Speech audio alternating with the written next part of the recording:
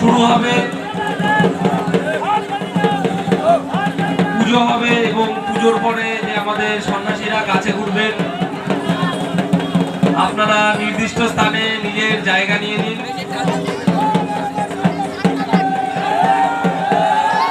বিগত বছরে কোভিড-19 জন্য আমাদের এই মেলাটি হতে পারেনি।